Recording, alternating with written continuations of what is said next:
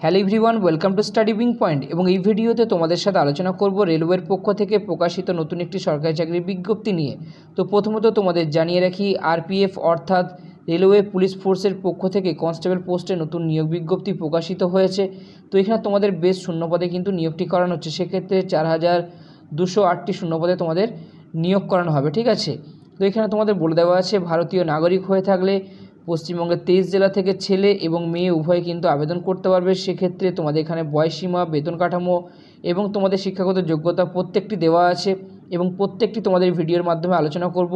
তো ভিডিওটি স্কিপ না করে ধৈর্য সহকারে দেখো, তাহলে সমস্ত তথ্য কিন্তু এখান থেকে পেয়ে যাবে। এবং ডিসক্রিপশন বক্সে টেলিগ্রামের লিঙ্ক দেওয়া আছে, সেখান থেকে বিজ্ঞপ্তিটি সরাসরি ডাউনলোড করে আগে পড়বে, বুঝবে, তারপরে কিন্তু আবেদন করবে। তো এইরকম নিত্য নতুন চাকরি সংক্রান্ত আপডেট পাওয়ার জন্য আমাদের চ্যানেলটি সাবস্ক্রাইব করে পাশে থাকা বেল আইকনটি ক্লিক করে রাখো, যাতে যে কোনো লেটেস্ট আপডেট খুব সহজেই তোমাদের কাছে পৌঁছে যায়। তো চলো বিজ্ঞপ্তিটি তোমাদের সাথে আলোচনা করে দিই। প্রথমত অনস্ক্রিন অফিসিয়াল বিজ্ঞপ্তিটি ওপেন করলাম। তো এখানে তোমাদের বলে দেওয়া আছে, government of India, ministry of railway recruitment বোর্ডের পক্ষ থেকে বিজ্ঞপ্তিটি প্রকাশিত হয়েছে। তো এখানে তোমাদের নোটিফিকেশনের নাম্বার কিন্তু বলে দেওয়া আছে RPF 02/2024, ঠিক আছে। নোটিশ নাম্বার কিন্তু দিয়ে দিয়েছে এখানে। তো দেখো এখানে তোমাদের বলেছে কবে থেকে তোমাদের ফর্ম ফিল আপ শুরু হচ্ছে। তো সেক্ষেত্রে 15/4/2023 অর্থাৎ তোমাদের এপ্রিল মাসের 15 তারিখ থেকে ফর্ম ফিল আপ অলরেডি শুরু হয়ে গেছে।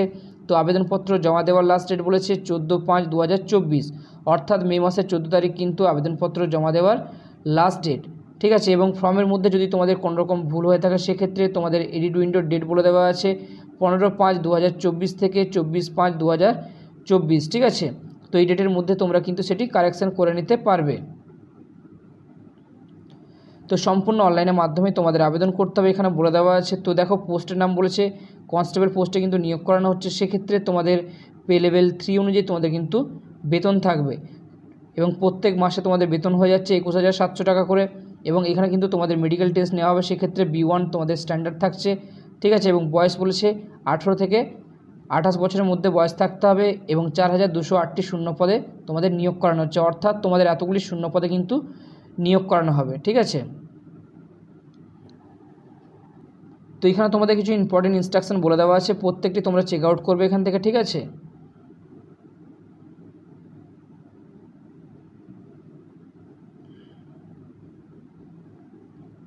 নেক্সট বলে দেওয়া আছে ন্যাশনালিটি, অর্থাৎ ভারতীয় নাগরিক হয়ে থাকলে তোমরা এই পোস্টের জন্য আবেদন করতে পারবে। তো পরবর্তীতে তোমাদের বয়স সীমা বলে দিয়েছে। তো তোমাদের বয়স হিসেব করা হবে 1/7/2024 অনুযায়ী। তো নর্মালি এই পোস্টের ক্ষেত্রে অর্থাৎ RPF কনস্টেবল পোস্টের ক্ষেত্রে তোমাদের বয়স থাকতো 18 থেকে 25। তো কোভিড-19-এর জন্য তোমাদের বয়স কিন্তু এক্সটেন্ড করা হয়েছে 18 থেকে 28, ঠিক আছে। 3 বছর এক্সটেন্ড করা হয়েছে। তো ST/SCরা বয়সে ছাড় পেয়ে যাবে 5 বছর, OBCরা 3 বছরের বয়সে ছাড় পেয়ে যাবে। এবং এক্স সার্ভিসম্যানের ক্ষেত্রে তোমাদের এখানে বলে দেওয়া আছে, UR EWS ক্ষেত্রে 3 বছর, OBC NCL ক্ষেত্রে 6 বছর, SC/ST ক্ষেত্রে 8 বছর, ঠিক আছে। নেক্সট দেখো এখানে তোমাদের এজ কিন্তু ভাগ করে বলে দেওয়া আছে, অর্থাৎ ডেট অফ বার্থ কিন্তু তোমাদের নির্দিষ্ট একটি ডেটের মধ্যে থাকতে হবে। অর্থাৎ UR এবং EWS ক্ষেত্রে তোমাদের ডেট অফ বার্থ বলেছে 2/7/1996 পরে থাকতে হবে, তাহলে তোমরা কিন্তু আবেদন করতে পারবে।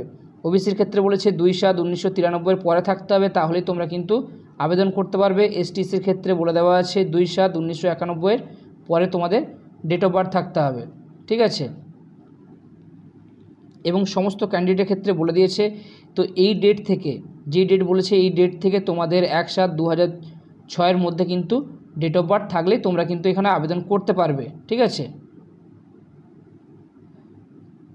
নেক্সট তোমাদের এডুকেশনাল কোয়ালিফিকেশান বলে দিয়েছে। তো RPF কনস্টেবল পোস্টের ক্ষেত্রে 10 পাস অর্থাৎ মাধ্যমিক পাস থাকলে তোমরা কিন্তু এখানে আবেদন করতে পারবে।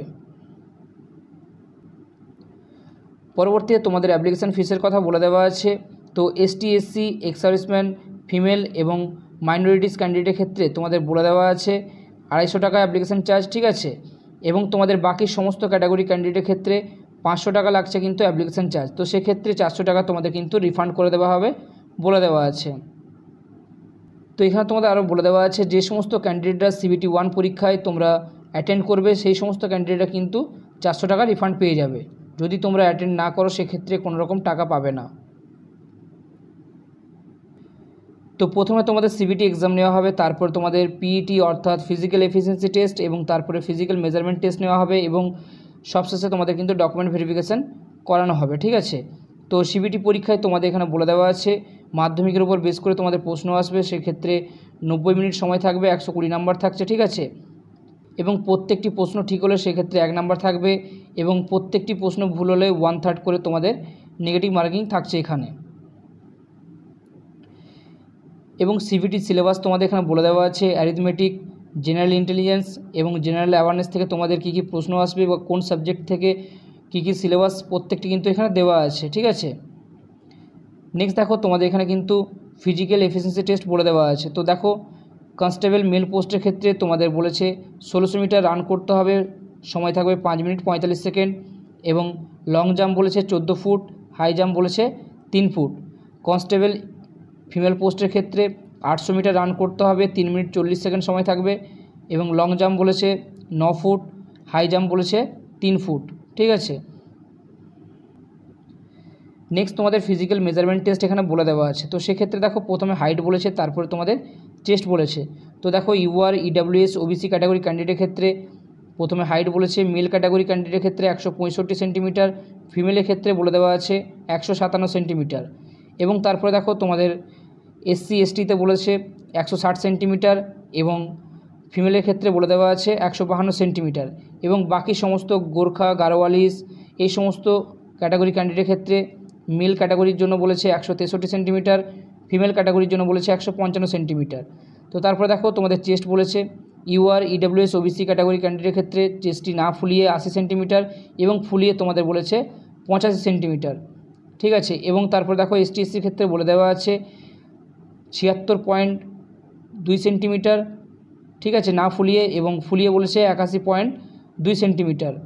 তারপরে দেখো গোর্খা, গারোয়ালিস এই সমস্ত ক্যাটাগরি ক্যান্ডিডেটের ক্ষেত্রে বলে দেওয়া আছে চেস্ট না ফুলিয়ে 80 সেন্টিমিটার এবং ফুলিয়ে 85 সেন্টিমিটার।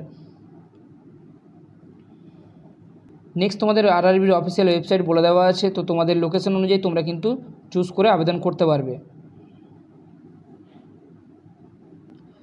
নেক্সট দেখে নাও এখানে তোমাদের আরআরবি যে কনস্টেবল অর্থাৎ রেলওয়ে পুলিশ ফোর্সে কনস্টেবল পোস্টের ক্ষেত্রে মেল এবং ফিমেল পোস্টের ক্ষেত্রে তোমাদের শূন্যপদের কথা কিন্তু ভাগ করে বলে দেওয়া আছে। তো দেখো তোমাদের প্রথমে মেল পোস্টের ক্ষেত্রে বলে দিই, ইউআরের ক্ষেত্রে বলেছে 1450টি, এসসির ক্ষেত্রে 536টি, এসটির ক্ষেত্রে 268টি, ওবিসির ক্ষেত্রে 966টি, ইডাব্লিউসির ক্ষেত্রে 357টি। টোটাল তোমাদের এখানে বলেছে 3577টি শূন্যপদ আছে মেল ক্যাটাগরি ক্যান্ডিডেটের ক্ষেত্রে এবং ফিমেলের ক্ষেত্রে বলেছে ইউআরের জন্য 256টি, এসসির ক্ষেত্রে 95টি, এসটির ক্ষেত্রে 47টি, ওবিসির ক্ষেত্রে 170টি, ইডাব্লিউএসের ক্ষেত্রে 63টি। টোটাল বলেছে 631টি। ঠিক আছে, এবং এখানে তোমাদের ইএক্সএসএম এর ক্ষেত্রে বলেছে 420টি ভ্যাকেন্সি আছে।